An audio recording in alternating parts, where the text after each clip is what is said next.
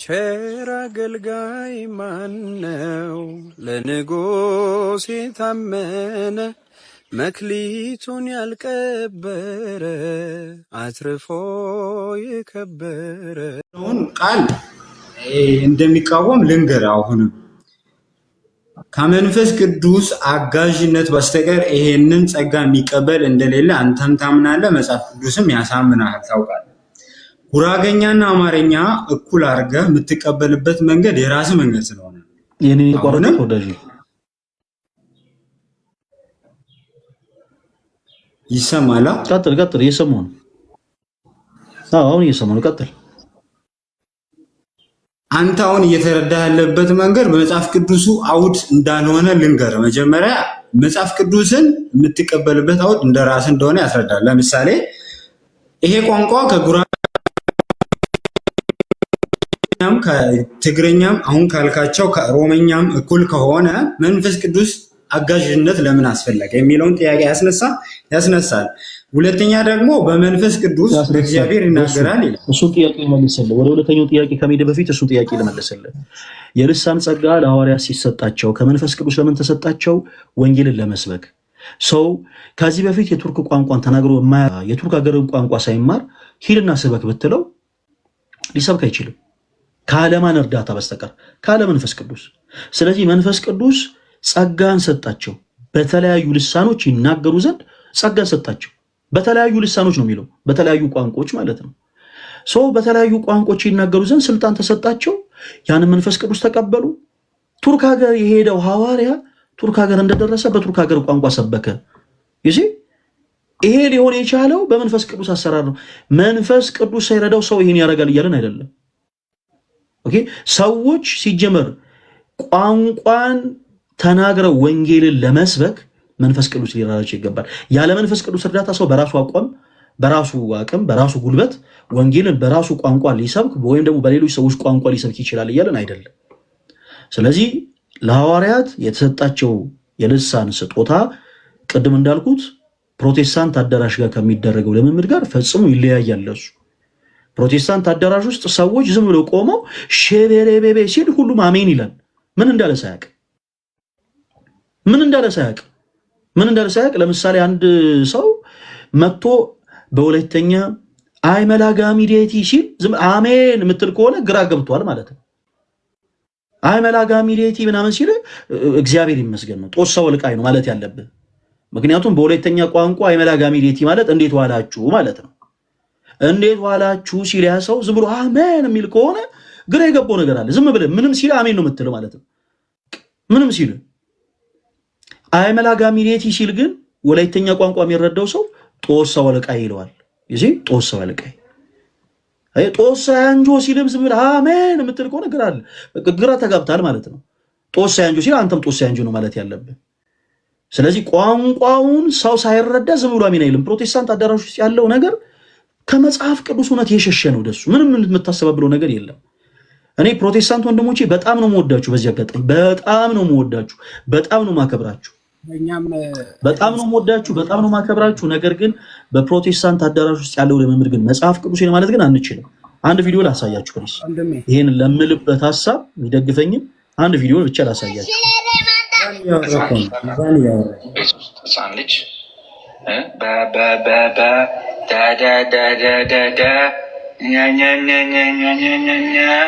ያወራ የሆነ ነገር ይላል አይደለ? እሱ ባብሊንግ ይባላል። ለምሳሌ በለድ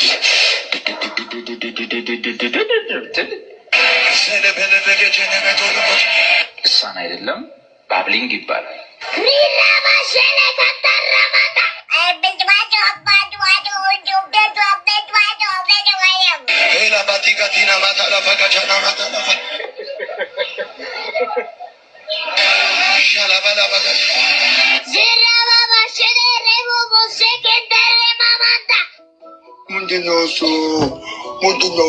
ይሄ ትንሽ ቃል ስለሚበዛበት ቁም ነገር ለማስጨበጥ ያስቸግራል ቪዲዮ። ሶሪ በጣም እኔም ልናገር። ረጅም ደሳለኝ ወይ ከአንተ የተሻሉ መምህራንን ጠይቅና ነገና፣ እሺ ነገ እናወራለን። ነገና ስለነበረን ጊዜ ሁሉ አምላካችን እግዚአብሔር ስሙ የተመሰገነው። እንደሱዬ እንወዳለን። እኔም አመሰግናለሁ። እሺ ግን አልመለስክልኝም። እሺ ነገ መልስልሃለሁ። ነገ ማስረጃዎችን ብቻ ይዘና ነገ መልስልሃለሁ። እሺ አመሰግናለሁ። እሺ እግዚአብሔር ያክብርልኝ። እሺ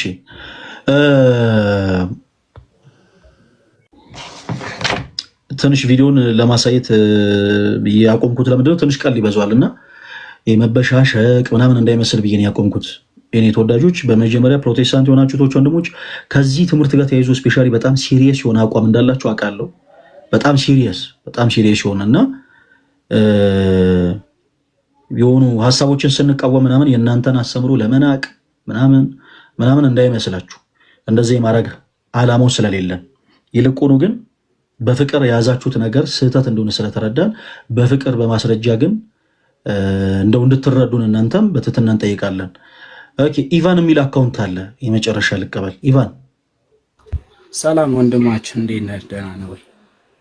እግዚአብሔር ይመስገን። እንደምን አለ ኢቫን? ከየት ቤተ እምነት ነው የመጣው? እኔ ፔንቴኮስታል ነኝ፣ ወንጌል አማኝ ነኝ።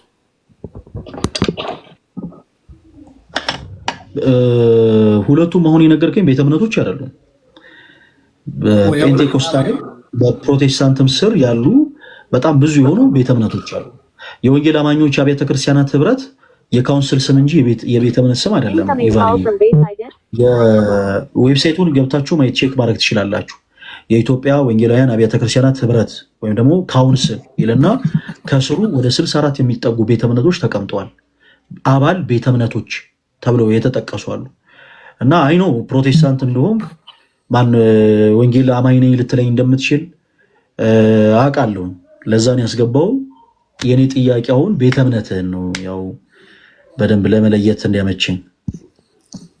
እኔ ወንጌል አማኝ ነኝ። አሁን ዲቴል ወንጌል አማኝ የሚባል ቤተ እምነት የለማ ኢቫን።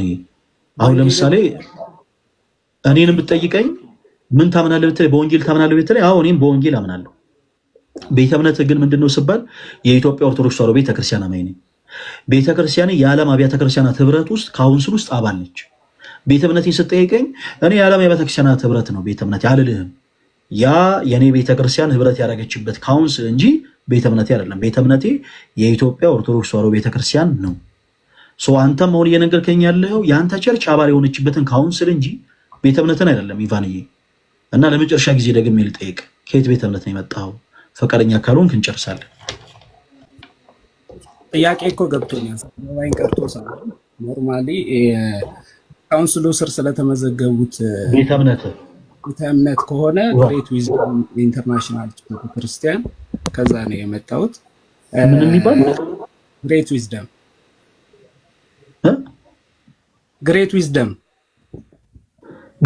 የሚባል እውነት ለመናገር በወንጌላውያን ቤተክርስቲያናት ህብረት ውስጥ ካሉ 64 አባል ቤተ እምነቶች ውስጥ ስለ እውነት የለም። ኢቫን የምትችል ከሆነ ፕሊስ ሰርች አድርገና አንድ ጊዜ ዌብሳይቱን ካሜራ ክፈትና በትልቁ ላድርገና ታሳየናለህ።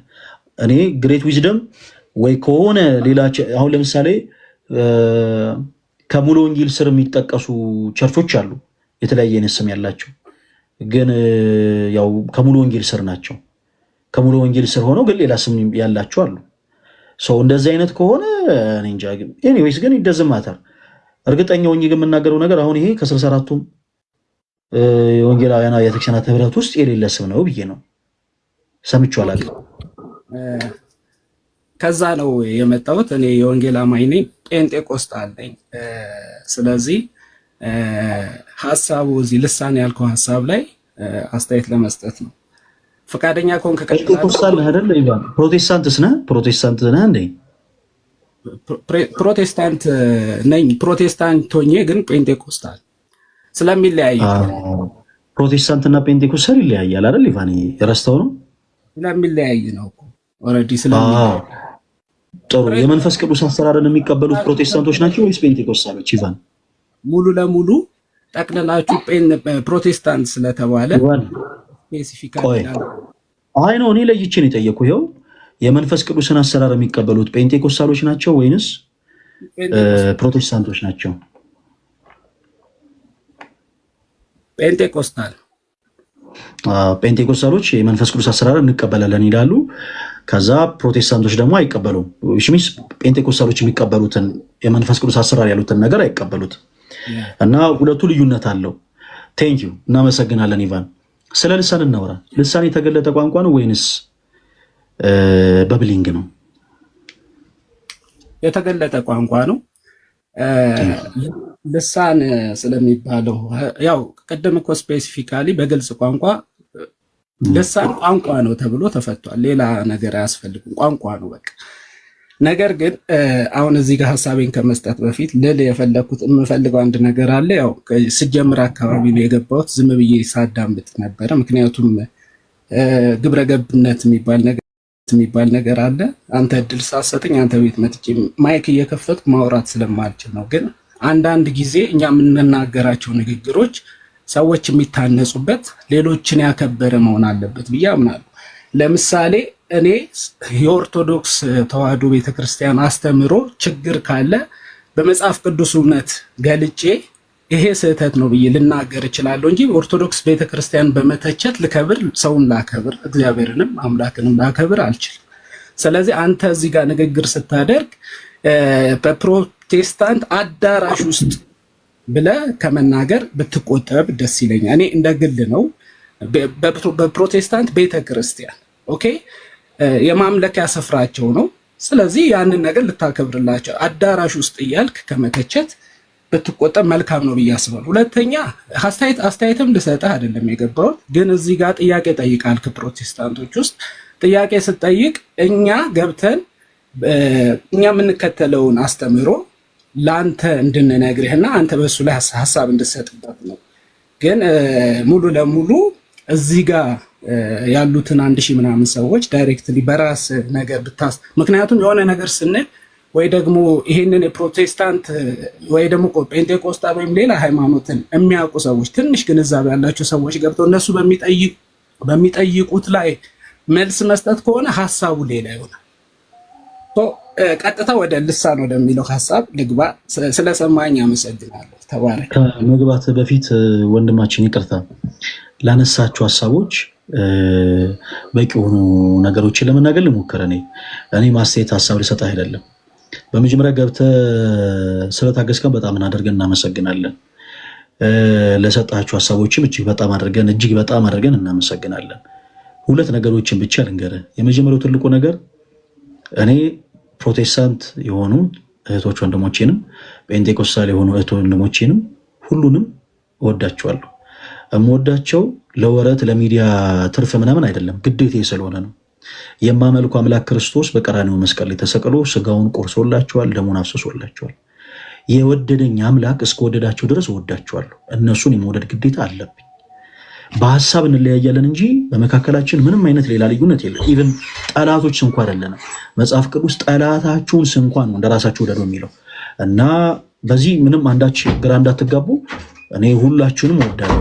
በመቀጠል ግን የማላምንበትን ነገር ፕሮቴስታንት ወይም ደግሞ ጴንጤቆስታል የሆኑ ሰዎች ደስ እንዲላቸው ብዬ ወይም ደግሞ ደስ እንዲላቸው ብለን እንድናገር አትጠብቁ። ለምሳሌ እኔ ጳውሎስ እንዳለው ማምነው በነገራችን ላይ መጽሐፍ ቅዱስ እንዳለው ነው። ለምሳሌ አንድ ሰው አርሴማ ኦርቶዶክሲያን ቅድስት ናት ብለው ያምናሉ።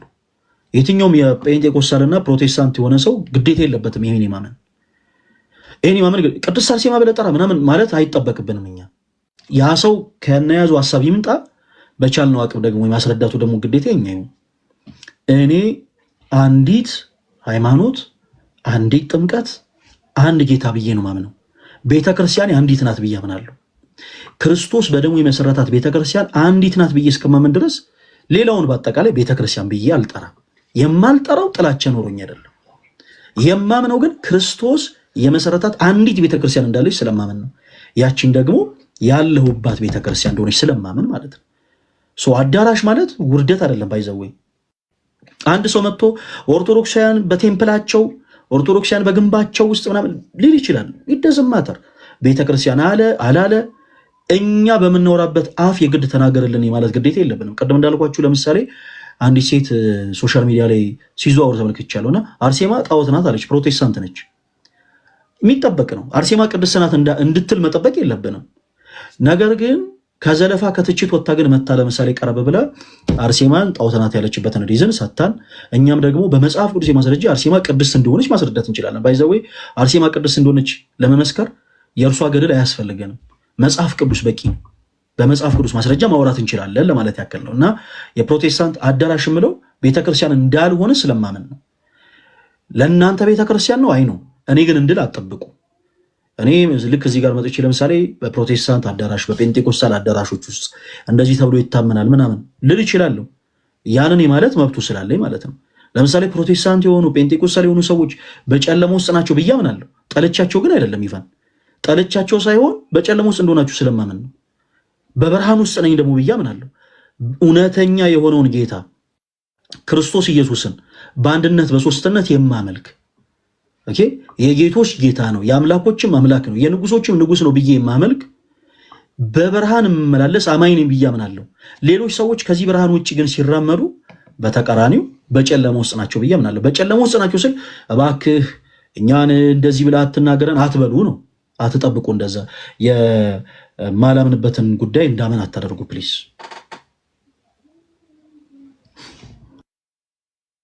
ኦኬ ልቀጥል።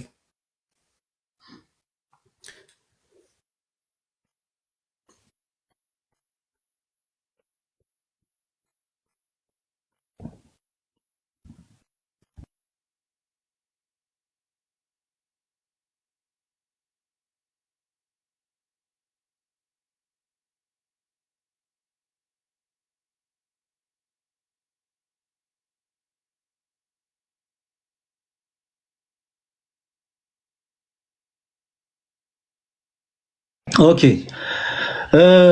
ወደ ርዕሳችን ንግባ። ልሳን የተገለጠ ቋንቋ ነው ወይንስ በብሊንግ ነው ነበር ጥያቄ። የተገለጠው ቋንቋ ነው ብለኸኛል። ሐሳብን ቀጥል። እሺ የቀደመው ያው ቤተክርስቲያን ብለህ ጥራው ሳይሆን የአምልኮ ስፍራም ሊሆን ይችላል። የተለያየ አንተ ማትቀበለውም ቢሆን እንዲህ ነው ብለን መግለጽ የምችልበት ሰዎችን ማለት ከመተቸት ጋር ነው። እሺ ልቀጥል ወደ ዋናው ሀሳብ። ልሳን የምንለው የተገለጠ ቋንቋ ነው ብለናል። የተገለጠ ቋንቋ ሲሆን አሁን ለምሳሌ በመጽሐፍ ቅዱስ ሀሳብ ላይ ወይም ደግሞ ልሳን የምንለው በማርቆስ ወንጌል ምዕራፍ 16 ላይ ኢየሱስ ክርስቶስ ለሐዋርያቶቹ ለደቀ መዛሙርቶቹ ወንጌል ለዓለም ለፍጥረት ሁሉ እንዲሰብኩ ትእዛዝ ከሰጣቸው በኋላ ያመነ የተጠመቀ ይድናል፣ ያላመነ ይፈረድበታል። ቁጥር 15 በኋላ ያለው ወደታች ስናነብ ማለት ነው። እና ያመኑትን እነዚህ ምልክቶች ይከተሏቸዋል ይላል። በስሜ አጋንንትን ያወጣሉ፣ በአዲስ ቋንቋ ይናገራሉ፣ እባቦችንም ይይዛሉ። ኦኬ አሁን አዲስ ቋንቋ ስንል ለምሳሌ እኔ አማርኛ ተናጋሪ ነኝ። ስለዚህ በአማርኛ ወንጌልን መጥቼ አማርኛ ለሚሰሙ ወይ ደግሞ ለማይሰሙም ቢሆን አማርኛ ብናገር በአዲስ ቋንቋ ተናገርኩ ይባላል። ኦኬ አፍ መፍቻዬ ቋንቋ ነው፣ እኔም ማውቀው ቋንቋ ነው። ኦኬ እንግሊዘኛ አጥንቼ ተምሬ በእንግሊዘኛም ብናገር አዲስ ቋንቋ አይባልም። ኦኬ እኔ በማላውቀው ቋንቋ ነገር ግን ለሌሎች ሰዎች መታነጽና ለሌሎች ሰዎች ትምህርት ይሆን ዘንድ ወንጌልን እምሰብክ ከሆነ ይሄ ልሳን ወይም አዲስ ቋንቋ ተብሎ ይገለጣል። እዚህ ጋር ያመነ የተጠመቀ ይድናል፣ ያመኑት እነዚህ ምልክቶች ይከተሏቸዋል ካለ በኋላ ማርቆስ ወንጌል ላይ ምንድነው የልሳኑ ዋናው ሐሳብ? ልሳን በመንፈስ ቅዱስ አንድ ሰው ከተሞላ በኋላ በአምላክ ኃይል በዛ በአማኙ አንደበት የሚነገር ቋንቋ ነው። ኦኬ በማን ኃይል? በመንፈስ ቅዱስ ኃይል በአማኙ አንደበት የሚነገር ቋንቋ እንጂ ልዩ ነገር አይደለም። ኦልሬዲ በመንፈስ ቅዱስ የሚሰጥ ስለሆነ ማለት ነው። ስለዚህ የሐዋርያት ሥራ ምዕራፍ 2 ላይ ቅድም ያነሳው ሐሳብ አለ። ይነገራሉ፣ መንፈስ ቅዱስ በላያቸው ላይ በወረደ ጊዜ በተለያዩ ሀገር ቋንቋዎች ተናግረዋል። እነዚህ ቋንቋዎች የሚሰሙ ናቸው። ኦኬ ተናጋሪዎቹ ላያውቋቸው ይችላሉ እንጂ በዙሪያቸው የነበሩ ብዙ የተሰበሰቡ ሰዎች ስለነበሩ እነሱ ግን ያደምጧቸው ነበር። ምድር ላይ ባለ በሚታወቅ ቋንቋ ነው የተናገሩት። ይህንን እንዲናገሩ ግን የሰጣቸው መንፈስ ቅዱስ ነው። ኦኬ ማርቆስ ወንጌል ላይ ስንሄድ ደግሞ የሚነገረው ማርቆስ ወንጌል አልኩኝ።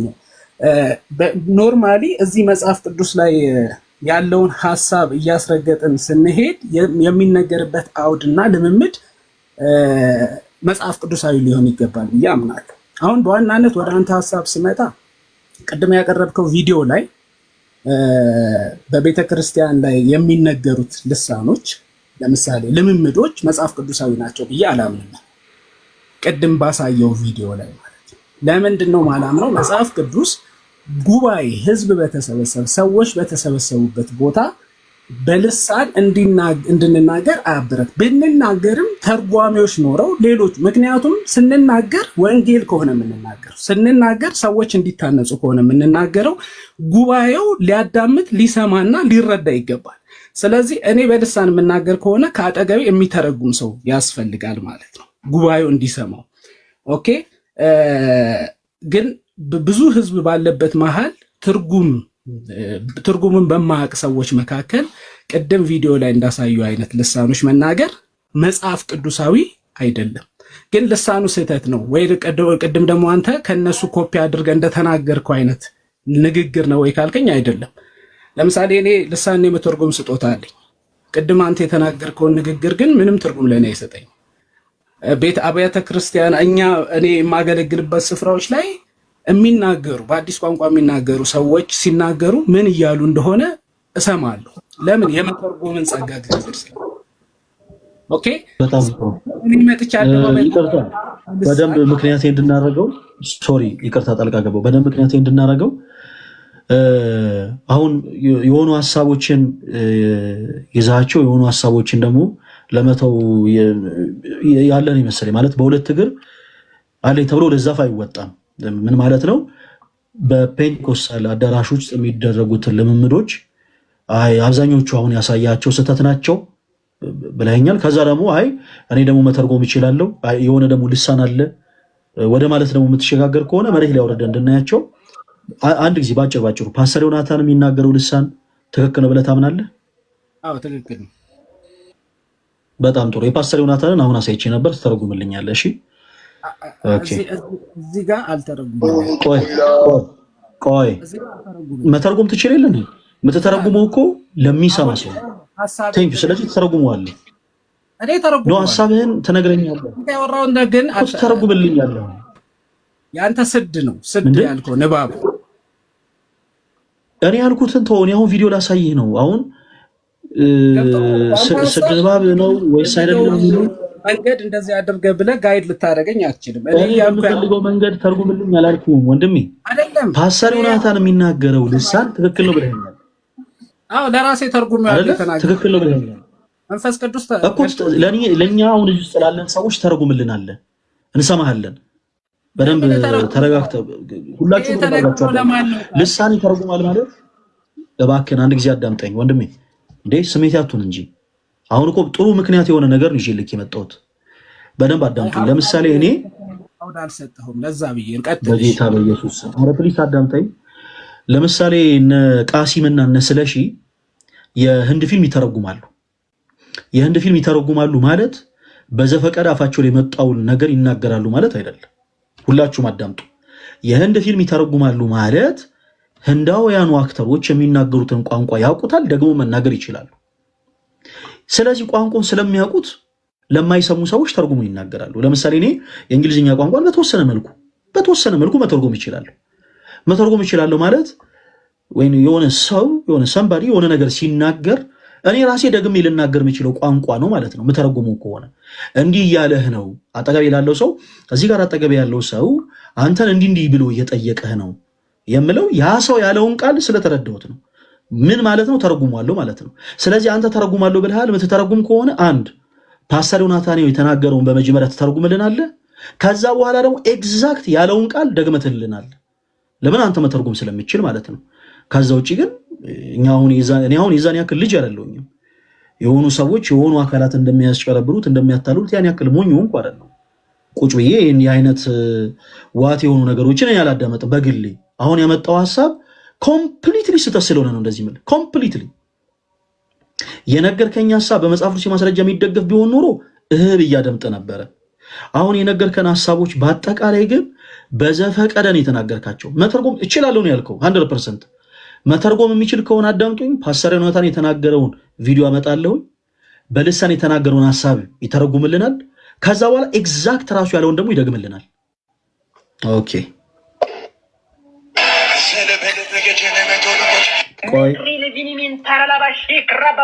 ለምሳሌ በለድ በደንብ አዳምጥ።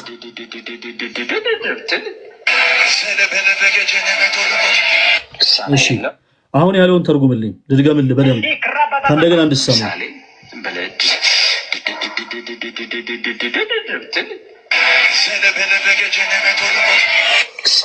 ኦኬ ፓስተር ዮናታን አሁን ምን እያለ ነው?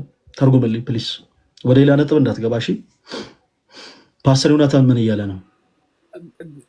ማኔጅ እያረከኝ ስለሆነ አልተረጉምልህ። ትችላለህ ወንድሜ።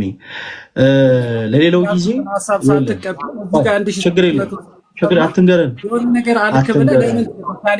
አትንገረን፣ አትነግረንም፣ አትነግረንም። እኔ እንደዚህ አይነት ልግለጽ እኮ አትንገረኝ። እኔም እኮ አትንገረኝ እኮ ነው ያልኩህ እኮ ልትነግረኝ ስለማትችል አትንገረኝ። ኖ ምንም ወደ ርዕሳችን አንገባም። የእኔ አባት ወደ ርዕሳችን እንድንገባ የምትፈልግ ከሆነ በስነ ስርዓት ምን እንዳለ ተነግረናለህ። ከዛ በኋላ ነው የምንቀጥለው። ኢቫን የምትነጫነጭ ከሆነ ግን እኔ ለሚነጫነጩ ሰዎች ቦታ ስለማልሰጥ በፈቃደኝነት ጀስት ቻው ብለህን ትወርዳለህ። እሺ ለሌላው ጊዜ ሌላ ሰው ጋር እንደዚህ አይነት ትምክህት እንዳይኖር አካኪ ዘረፍ እንዳትል። ሰው የሚያውቀውን ነገር ብቻ ነው ማውራት ያለበት። ሰው ማያውቀውን ነገር ሲቀባጥር እንደዚህ ይያዛል። ይሄ አይን ፍጥጥ ጥርስ ግጥጥ የሚባል ነገር አለ። እኔም ሆኜ አውቃለሁ የሆነ ሰዓት ላይ ማለት ብራዘር። አሁን ፓስተር ዮናታን ያለውን ትተረጉምልናለህ ወይስ አትተረጉም? ካልተረጉምክ ቦታውን በጌታ ሰላም ልቀቅልን። አልተረጉምም ማለት ለምንድን ነው ማለት አልከኝ። እኔ እዛ ጋር ለምን ነው ማተረጉሙን ያለልህ? አደባባይ ልሳን መናገሩ ፓስተር ስለመጣ እናመሰግናለን ወንድሜ። ጌታ ይባርክ። መንፈስ ቅዱስ መጀመሪያ ሳትቀበል አንተ ስለሌላ ነገር እሺ፣ በጣም ይቅርታ፣ በጣም ይቅርታ። እናመሰግናለን ስለመጣ እድል ስለሰጠኝ ቴንኪው። እኔ ራስ አመሰግናለሁ። እናመሰግናለን። ጌታ ይባርክ። በልደን አሁን ውረድ። አሁን እኛ ከምናስወርድህ ውረድ ብለን ነው ኢቫን። እሺ እኛ እናስወርድ። ኦኬ ለሌላው ጊዜ እባካችሁን የማታውቁትን ነገር እንደሚያቆናችሁ አታውሩ። በጌታ በኢየሱስ ስም አይደለም ፓስተር ዮናታን የተናገረውን እኔ የምናገረውን ራሱ ወላይተኛ ደግመህ እንኳን ማለት የማትችል ሰው አይኔ ነው እሱ የተናገረው ነገር ይገርማችኋል፣ ትክክል ነው ምናምን። ኧረ በስመ አብ። እንዲህ አይነቱ ነገር እኛ ሰፈር ፈረንሳይ ዋቴ ይባላል። ይሄ የዋቴ መንፈስ የተወጋ ይሁን። ልሳን መተርጎም ይችላል ያለ ሰው ምንም አይነት እንትን አያስፈልግም። ነጭም ይሁን ጥቁር፣ ረዥምም ይሁን አጭር መተርጎም ነው። ለምሳሌ እኔ ግዕዝ የተወሰነ መተርጎም ይችላል። የተወሰነ ለምሳሌ ከ100% በፐርሰንት ደረጃ ባስቀምጥላችሁ ወደ 30% ያክል የተወሰኑ የግዕዝ ቃላቶችን መተርጎም ይችላለሁ። ለምሳሌ አንድ ሰው ወይም መሰፈቀርክሙ ሰማይከሙኒ በረከተ ምሕረት ትበልሁ ብሎ ሲናገር ብሰማ ሲፈለገ ተርጉማለሁ ብለሃል አይደል? በልችን ተርጉማት ና በልችን ተርጉማት ቢለኝ እኔ አንተ ያዘዝከኝ ስለሆነ እኔ ልተረጉምልህ አልችልም። እንዴት እንደዚህ ትለኛለህንን አልልም። ግዕዝ ነው አይደል? ተረጉማለሁ ብዬ ነው አይደል የገባሁት? ተረጉመዋለሁ። ኦኬ ወመሰ ፈቀድክሙ ሲል እኔም ፈቃዴን የምትፈጽሙ ከሆነ በረከተ ምሕረት ትበልሁ የምድርን በረከት ትበላላችሁ። ወእመሰ ኢፈቀድክሙ እኔ የምላችሁን ደግሞ የማታደርጉ ከሆነ ከፈቃዴ የምትወጡ ከሆነ መጥባት የተበላክሙ ሰይፍ የተበላችኋለች ማለት ነው ብዬ ተረጉማለሁ ማለት ኤግዛክት ራሷን ቃል ራሱ መናገር ይችላሉ ማለት ነው። ምክንያቱም ተረድቼዋለሁ። ተረጉመውን ነገር ተረድቼዋለሁ። ፓስተር ዮናታን ያለውን ተረጉማለሁ አለ ወንድማችን። ኦኬ እሺ ይኸው አመጣን ቪዲዮ። ፓስተር ዮናታን የተናገረው ልሳን ትክክል ነው የምትለን ከሆነ ይኸው ተርጉምልን፣ መተርጎም ይችላሉ ስላለን ያ ወደ መተርጎም ያልገባው ለምን መሰላችሁ? አንድ ቅድመ ሁኔታ ስላስቀመጥኩለት ነው። ይቀባጠር ነበር ወንድማችን ፓስተር ዮናታን አሁን ያለው ቅዱሳን እንደዚህ ነው ያለው ምናምን ሊል ይችል ነበር። እንዲህ አይነት ሰጣ ገባ ውስጥ ያልገባው ከዛ በኋላ ኤግዛክት ፓስተር ዮናታን ያለትን ትላታለህ ስላልኩት ነው። እንዴት ብሎ ሸምድዶ ይበል እና ፕሊስ ፕሮቴስታንት ሆናችሁ ቶች ወንድሞች በስሜት ተነርታችሁ ፕሊስ መታችሁ አትከራከሩ። ስሜቴነት ሲጀመር ጸር ነው ከመጽሐፍ ቅዱስም ጋር ስሜት የሆናችሁ አይደለም። አሁን እዚህ ጋር የመጣው ወንድማችን ጥሩ እንደው ጥቅሶችን አንስቶ ያወራል ብዬ ነበር ኤክስፔክት ያደረኩት፣ ግን ምንም ከሱ በፊት የተወያዩት ልጆች ይሻላሉ። ምንም ያነሳልን ሐሳብ የለም። ጀስ በዘፈቀደ እንዲህ ነው በዚህ ወጥቶ በዚህ ገብቶ አይደል። ከዛ ትልቁ ፖይንት ላይ ሲገባ ያው የመንፈስ ቅዱስ ስጦታ ነው። ኦኬ አዎ እኛም እንደዛ ነው የምናምነው የመንፈስ ቅዱስ ስጦታ ነው እና እነ ፓስተር ዮናታን የተናገሩት ልሳን ትክክል ነው ባይዘው እኔ መተርጎም ይችላልው ምናምን አለን። እሺ ተርጉም አይነ ፍጥጥ ጥርስ እባካችሁ የማታውቁትን ነገር እኔ አሁን ይሄ መልእክት ለፕሮቴስታንቶች ለጴንጤኮስታሎች ምናምን አይደለም። ኦርቶዶክሶችን ብትሆኑ የማታውቁትን ነገር እናውቃለን ብላችሁ ፕሊስ አትቀባጥሩ። ሰጣ ገባ ውስጥ አትግቡ። በቃ ማታውቁትን ነገር አታውቁም። ሰው እንዴት ማያውቀውን ነገር አውቃለሁ ብሎ ጉድ ይሆናል? እና በቃ የምንም እምነት ተከታይ ሆኑ በቃ ማታውቁትን ነገር እናውቃለን አትበሉ። ማታውቁትን ነገር አናውቅም በሉ። ዝም ብላችሁ ማታውቁትን ነገር እናውቃለን እያላችሁ ችግር አትፍጠሩ። የመጽሐፍ ቅዱስ 2% ያክል ማታነቡ ሰዎች ከዘፍጥረት እስከ ዮሐንስ ራዕይ አንብበናል አትበሉ። የመጽሐፍ ቅዱስን ትምህርት ያልተማራችሁ ሰዎች ተምረን አስተምረናል አትበሉ። አክት አታድርጉ። እንደዛ አይነት ነገር ጥሩ አይደለም። ኤኒዌይስ ይሄን ሐሳብ ነገ እንቀጥለዋለን። የኔ ተወዳጆች ዛሬ ግድ መሄድበት ቦታ ስላላውጣለሁ ነገ 4 ሰዓት እገባለሁ። ነገ 4 ሰዓት ስገባ በልሳን ዙሪያ ይሄው ተዘጋጁ። እዚህ ውስጥ ያላችሁ ፕሮቴስታንቶች ወንድሞች ልሳን የተገለጠ ቋንቋ ነው ወይንስ ስድ ንባብ ነው ነው ጥያቄያችን። በልሳን ዙሪያ እያወራን ነው። ከዛ በኋላ ሮብ እንደ እግዚአብሔር መልካም ፈቃድ ኦርቶዶክስ ቤተክርስቲያን ከመጽሐፍ ቅዱስ ውጭ የምታስተምረው ትምህርቶች አሉ ብላችሁ የምታምኑ ደግሞ ፕሮቴስታንቶች ካላችሁ ትመጡና ይሄ ትምህርታችሁ ከመጽሐፍ ቅዱስ ውጭ ነው፣ ይሄ ትምህርታችሁ ከመጽሐፍ ቅዱስ ውጭ ነው እያላችሁ እናወራለን፣ እንወያያለን። እና ፕሮቴስታንቶች ወንድሞች አዳምጡኝ። ነገ ከቀኑ 4 ሰዓት እገባለሁ። ነገ ቀን 4 ሰዓት ኦርቶዶክሳውያን የዛሬው መልእክት በደንብ ኮፒ ሊንክ ብታደርጉት ኖሮ፣ በደንብ ታፕታፕ ብታደርጉት ኖሮ፣ በደንብ ሼር ብታደርጉት ኖሮ ለብዙዎች ይደርስ ነበር። አሁን ላይ ያለው ሰው በጣም ትንሽ ነው። ነገ 4 ሰዓት ሁላችሁም ኦርቶዶክስ የሆናችሁ ፕሮቴስታንት የሆናችሁ ፔንቴኮስታል የሆናችሁ ቶች ወንድሞች በአጠቃላይ በተመሳሳይ ሰዓት እንገናኝ። ሁላችን በደንብ ላይቭን ኮፒ ሊንክ እናደርጋለን፣ በደንብ ሼር እናደርጋለን፣ ለብዙዎች እንዲደረስ እናደርጋለን። ከዛ በኋላ በመጽሐፍ ቅዱሳዊ ሐሳብ በዛ ኮንሰፕት እናወራለን። ልሳን የተገለጠ ቋንቋ ነው ወይስ ስድ ንባብ ነው? ስድ ንባብ ማለት በብሊንግ ማለት ነው። ከሁለቱ ሐሳቦች ጋር ተያይዞ የሚነሱ የመጽሐፍ ቅዱስ ሐሳቦችን እያነሳን እናወራለን። በየአዳራሾቹ አሁንም ያሉት ልምምዶች ፍጹም ስህተት ናቸው ብዬ አምናለሁ። እኔ ፍጹም ስህተት ናቸው የምልባቸውን ደግሞ ነጥቦች በደንብ በስፋት ነገ ይዤላችሁ እመጣለሁ። ነገ ሁላችሁም እንዳትቀሩ። ነገ 4 ሰዓት። እሺ ሁላችሁን በጣም ነው የምወዳችሁ። ይሄ ፕሮግራማችን ከዚህ በኋላ አይቆረጥም። ለተከታታይ ቀናት ቀን 4 ሰዓት ሁላችሁ ከሰኞ እስከ አርብ ድረስ በተከታታይ ቀን 4 ሰዓት ሁሌም ላይቭ ስትሪም ይኖራናል እና ሁላችሁም እንዳትቀሩ። እሺ ሁላችሁም እንዳትቀሩ። ነገ ኦርቶዶክስ እህቶች ወንድሞች፣ ፔንቴኮስታል ፕሮቴስታንት የሚሆናችሁ ሁላችሁም እንዳትቀሩ። እወዳችኋለሁ።